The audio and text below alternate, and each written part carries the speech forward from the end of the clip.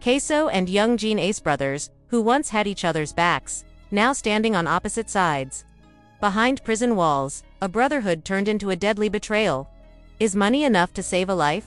Or is true loyalty something else? This is a story of trust broken, street wars, and secrets that will shake the hip-hop world. Stay tuned, I'm about to tell you everything. Ksoo, man, he's my real brother. That's what Yungeen Ace, Ksoo's close friend from day one, always said. They were tight, always had each other's backs through everything. But right now, things are falling apart. Ksoo just called out young Ace on Instagram Live, saying his so-called brother didn't stand by him while he's locked up in jail. But that was just the start. The story runs deeper. Let me break it down for you. What started as a strong brotherhood turned into a painful betrayal. Listen up, especially in the streets of Jacksonville.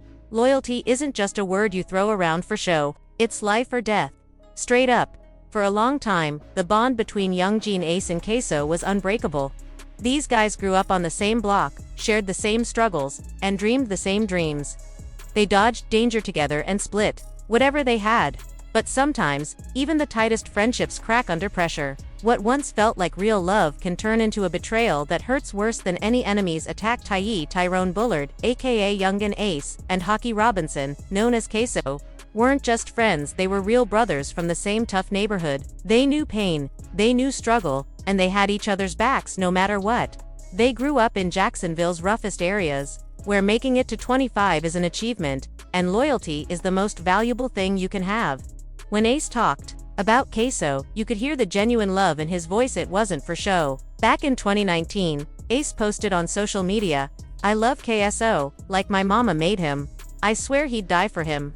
That's real ride or die loyalty.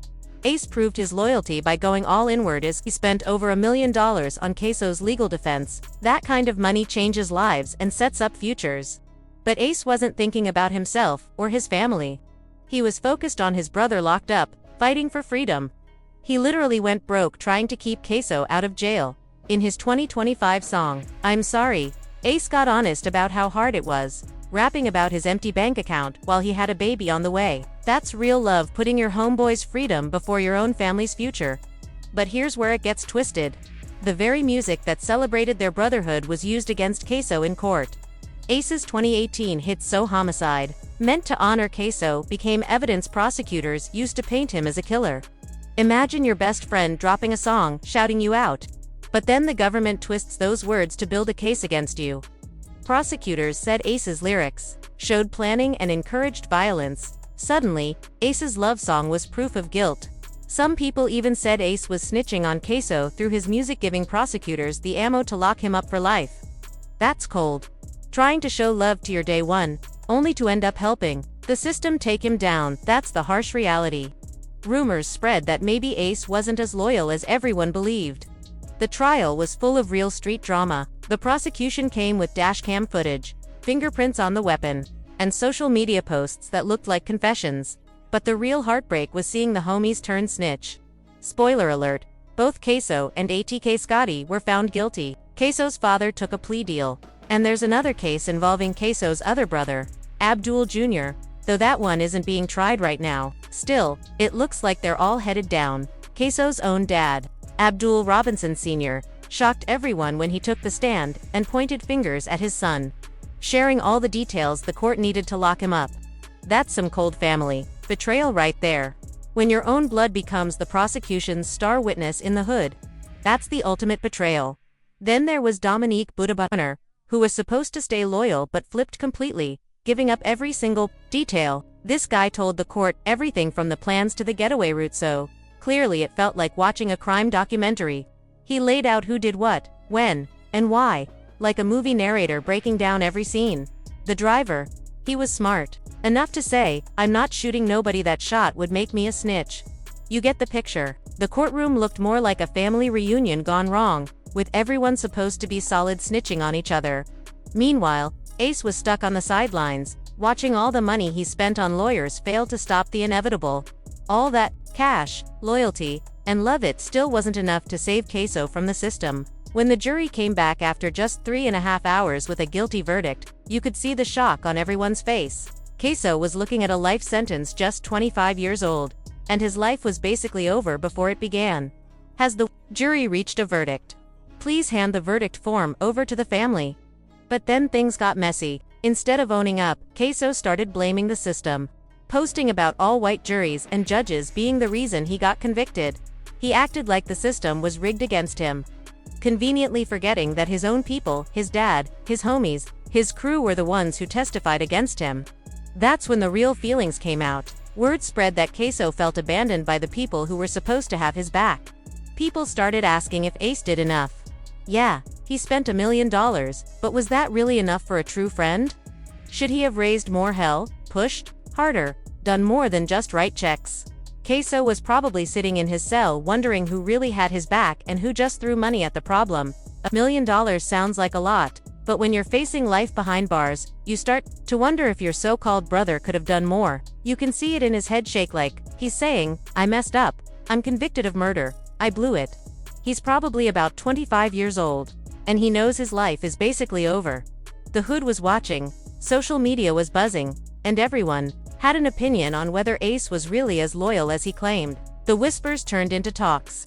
The talks turned into arguments. Those arguments were about to blow up and shock the whole hip-hop world. The stage was set for a showdown that would expose all the cracks in their bond. A moment when years of brotherhood faced the hardest question. When your homie is drowning, is just throwing money enough? Or do you jump in the water with him? This blood-soaked path to life behind bars is real talk. In Jacksonville streets, your reputation isn't built on Instagram followers or streaming numbers. No way. It's about how you move when bullets fly and how you handle disrespect. Hakeem Robinson didn't become Ksoo by accident. That name came from moves that went from protecting family honor to stacking bodies like a cold-blooded killer. Every time a gun went off, it wasn't just another victim, it was another step deeper into a world where violence hooked you like a drug, and killing became second nature. Ksoo didn't turn into a cold-blooded shooter overnight, but once that switch flipped, there was no turning back. The streets caught him young, and by the time he was old enough to drink legally, he was already tied to more deaths than most people see in a lifetime. This wasn't random violence. Every move Ksoo made was planned. Every shot fired was part of a deadly game of chess in Jacksonville. The spark that started it all was personal. On January 16, 2019, Ksoo's stepbrother, Willie, also called Boss Gunedison, was killed outside a nightclub. He took several shots to the back and chest in what looked like a straight-up execution. That wasn't just another lost life, that was family. And in these neighborhoods, family blood demands family blood. According to the street code, that kind of disrespect couldn't go unanswered. Boss Gun wasn't just some random guy, he was Ksoo's people. And when you attack someone's family, you're basically declaring war on their whole crew. The streets were waiting to see how Ksoo would react, and trust me, he didn't disappoint. Just weeks later, the body count started rising. On February 23, 2019, 16-year-old Adrian Gaynor Jr. was killed at the Hilltop Village Apartments. This wasn't an accident or being in the wrong place at the wrong time. Prosecutors say Ksoo and his shooter rolled up on that complex with murder in mind. The way Bai was killed was ruthless, sending a clear message to the city about what happens when you cross the wrong family. When Ba saw the shooters coming, he tried to run. Ksoo allegedly chased him through the complex, turning a quick hit into a manhunt that had witnesses scrambling for cover. How did people feel when Ksoo got charged for this murder? That's a tough one. Nobody wishes jail on their brother. Everyone knows how rough the Jacksonville system is. The young victim took multiple shots in his back and legs while trying to escape. But when he fell near the stairs, that's when it got cold. Prosecutors say Ksoo walked up and finished him off at point-blank range, making sure there'd be no chance of comeback. They found 45 shell casings scattered around the scene. That's a lot of bullets for one teenager. But in Jacksonville's gang war, overkill sends a stronger message than a clean headshot. The streets heard loud and clear. Ksoo wasn't playing around when it came to protecting his family's honor, but he was just getting started. The murder that would eventually land Ksoo in prison for life happened on January 15, 2020. Charles Lilbeck McCormack Jr. caught his last ride at the Dames Point Plaza shopping center. This hit was different. It was caught on camera, and those videos became the proof that sent Ksoo to jail forever. According to Dominique Butterbarner, who was driving that day, they waited for hours outside McCormack's spot. patiently, watching for the perfect moment. That's some serious predator behavior, not a quick, reckless shooting, but a planned operation. Like a military mission. Did they really wait that long for McCormack to come out? Yes, sir. They wanted him dead that badly. They followed him from his apartment all the way to a temp agency. The irony being McCormack was probably just trying to find honest work while these guys plotted to end his life. The crew hunting that day included Ksoo, ATK Scotty, and their driver, Butterup, rolling heavy with enough weapons to start a war. When things finally popped off, it was like a horror movie playing out in broad daylight. McCormack was just going about his day, shopping and carrying bags, when he spotted armed men getting into position nearby. As soon as he realized what was coming, he dropped everything and ran for his life across the parking lot.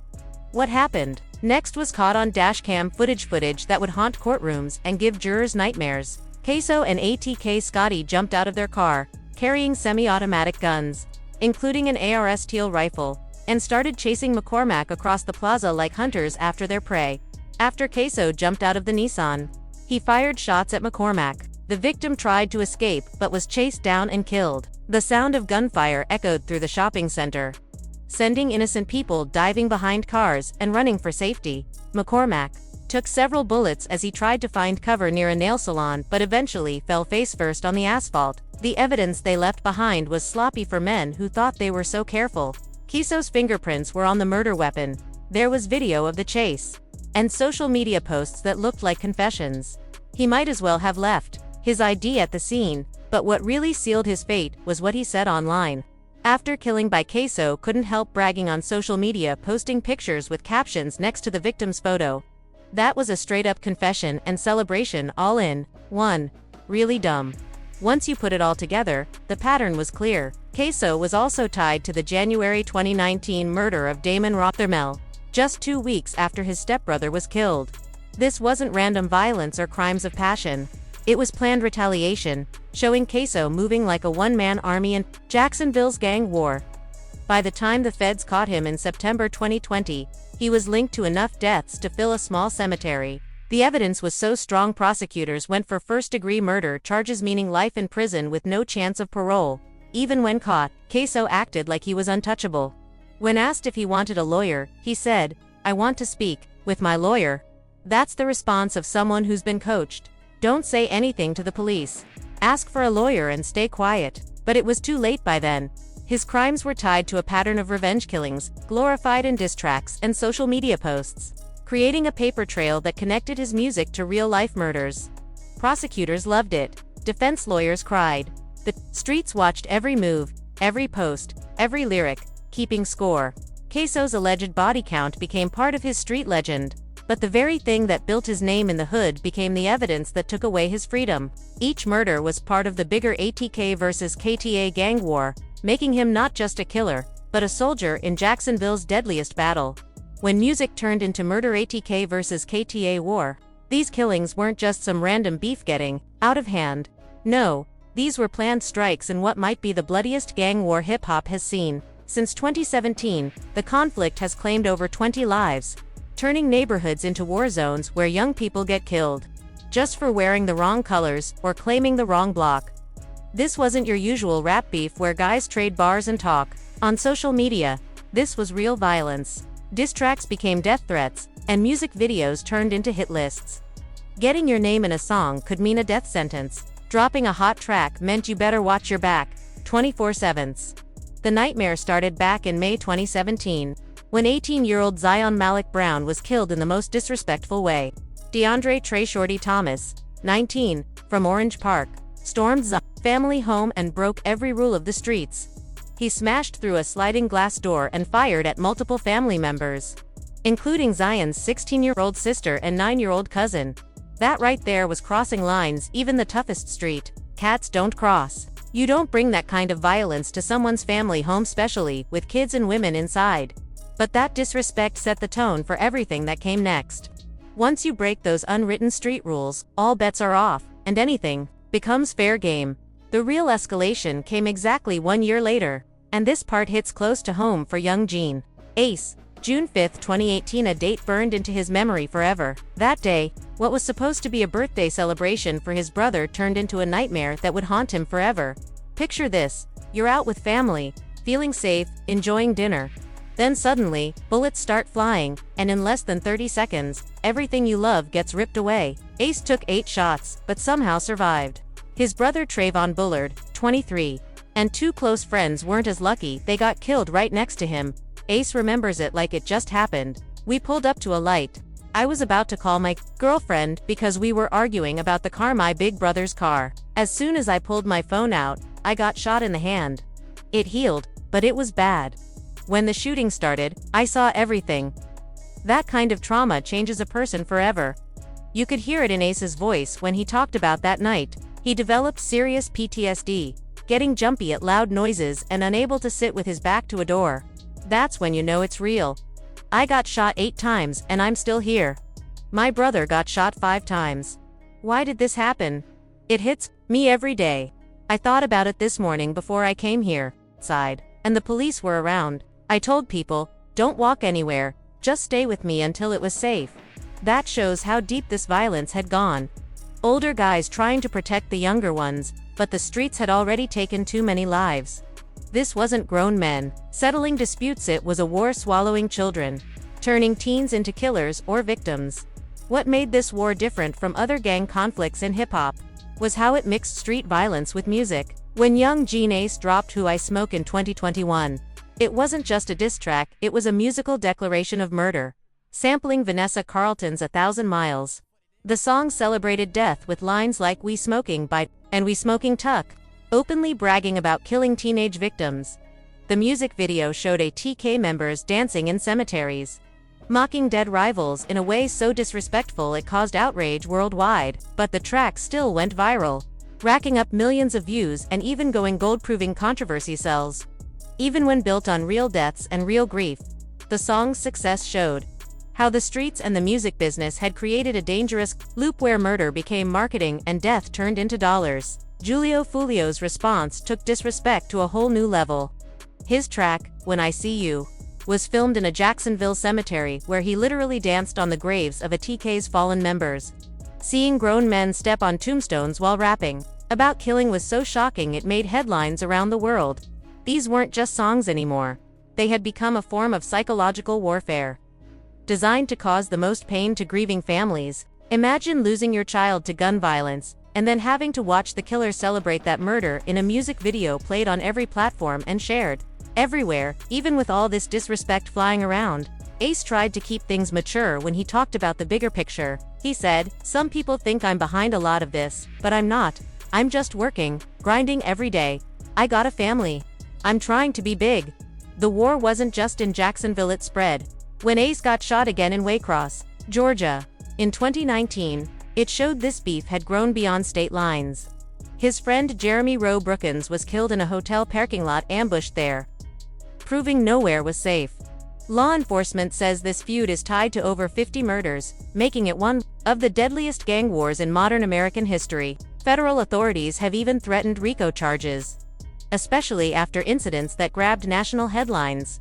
The biggest moment came on June 23, 2024, when Julio Fulio met his end in Tampa. He took over 30 shots on his birthday, an ironic twist, since Ace's brother was killed on his birthday years before. The streets saw this as ultimate payback. Birthday for birthday, life for life. Several ATK members were arrested in connection to Fulio's murder, but Ace stayed clean on paper. Still, the sheriff made it clear they were watching him closely, saying Ace couldn't move without them knowing. That was basically a federal warning that he was under serious surveillance. This cycle had created a world where musical success was tied directly to real-life violence, making it nearly impossible for artists to escape the streets even after fame and fortune. Thanks for watching. If you enjoyed this story, keep the adventure going by clicking on one of the suggested videos.